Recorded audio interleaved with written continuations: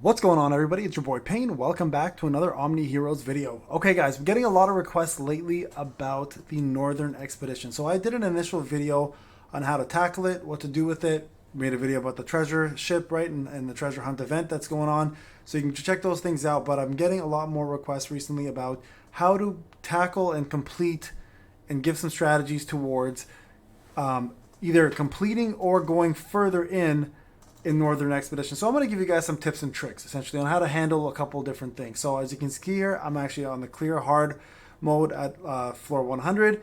Just got to finish this up and then we're done. Not going to lie to you guys, this has actually been a lot harder this time around, but I do possess everything I need, which includes the team dodge of 40%, and then the boss itself is very difficult. Now, the dodge mechanics in this are going to be one of two things. Either they're going to be a lifesaver or a requirement, right? But they're not 1000% a necessity. So a lot of the times when you're fighting a team, you can outpower them and outgun them without having to use the dodge mechanic. But there are some bosses that are going to require 100% dodge mechanic to work. So the first question a lot of people are asking me is, how do we deal with this? What if we don't have the units to take care of getting these 3 out of 3 or 1 out of 1, whatever the case may be, right? So my advice to you guys is simple. This is why I added those units in the tier list, those epics, right? And sometimes you're gonna need to level up an epic and give them the proper runes. So for example, look at this here. I've got a Brutus on standby, specifically for this reason. He's got everything he needs so he can become a rune phantom in order to get the buff that he needs in order to make this team dodge, right? Some of these units, like you see here, I've got 1, 2, 3, exactly 3 of them at 8 stars in order to unlock the talent system, not talent system, sorry, the rune system in order for that to work. So the first thing I'm going to give you guys advice on simply is always have one of each synergy units from Epic available at minimum 8 stars. Just have them available. Like, I know everyone's dying for food, and oddly enough, but I promise you guys, the amount of rewards you get here from Northern Expedition is worth having at least one epic unit leveled up, I guess, yes, especially, but also having the proper epic runes to unlock whatever the rune synergy is. So this is example number 1, okay? You don't need to level up the runes at all. Just have them available and get going. Now, I've already explained how rune systems work. What I would do if I were you guys is, if you have excess amounts of runes like kicking around here, let's just show you guys all of these purples, for example, that I have, dismantle them. Just dismantle them, quick dismantle, and get yourselves these little tokens. Take the tokens over to the shop and buy yourselves what you need in order to succeed here. Let's see here, relic shop, not relic shop, sorry. Where are you? Where am I going? Not Oracle. Celestial. There it is. What am I looking for? Celestial shop. And here you'll trade these in specifically for something in here. Okay. So keep that in mind when you're doing that. Let me just quickly get one of these. So that's tip number 1. Okay. Tip number 2. A lot of people are asking, how do you deal with corrode? Corrode seems to be a big problem for a lot of folks. There's a couple ways to handle corrode. Number 1 is having a full shield team. Okay. Or not a full shield team, but somebody in the team that can give you shield. So there are 2 units that come to mind fairly easily. You can put them together as well, and then a third that complements them, okay? So first off, Lillian Leah, who is the Glorian hero right here, the healer, she is amazing for that specifically, okay? So you can see here, she does a heal and applies a shield, right? So this one here, applying a shield equal to 222% of her attack to the 2 allies with the highest attack for 4 rounds. 4 rounds has a 100% chance to purify up to 2 debuffs. So she's going to be your number 1 choice for healing, and she's going to be your number 1 choice for removing corrode, and also your number 1 choice for shielding on the team. Throw her in there, okay? She's going to be a lifesaver for you because she also removes that debuffs. Unit number 2, a lot harder to get, okay? But will save your life. Completely will save your life. And that's Lachesis over here, okay?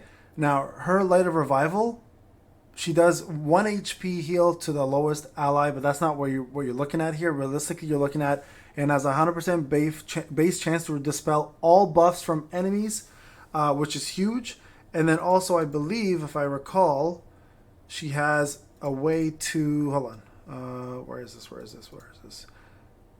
There you go, heal rate, right? So she gives you more heal rate. So this here's going to help you heal. Having her with Lily and Leah together is a fantastic combo, but she's way harder to get. So you don't have to necessarily get her. Option number 3 is going to be having Persephone. Okay, let me just get her right here. She's an Avenger. Avenger right here.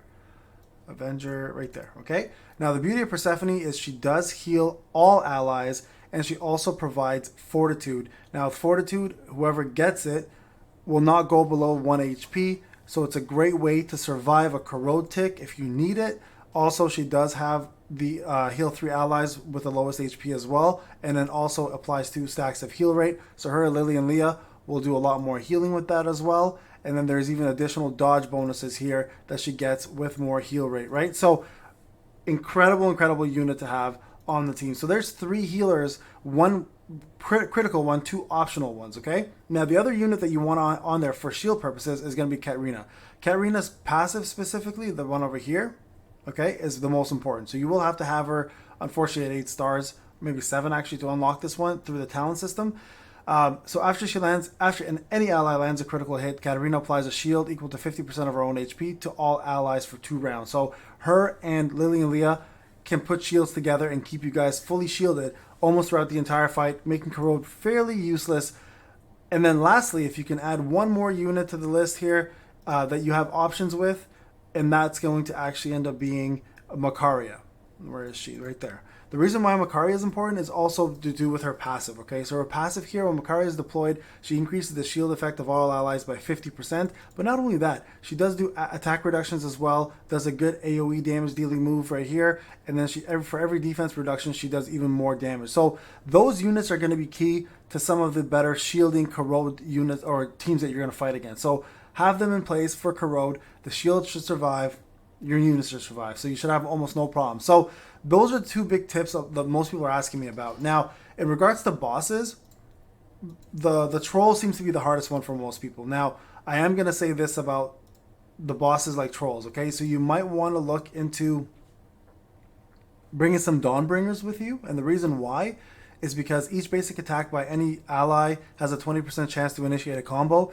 If you look at the actual boss, let's go read the descriptions. You guys can get a general idea of how to deal with this boss here. Sorry, let me go back in.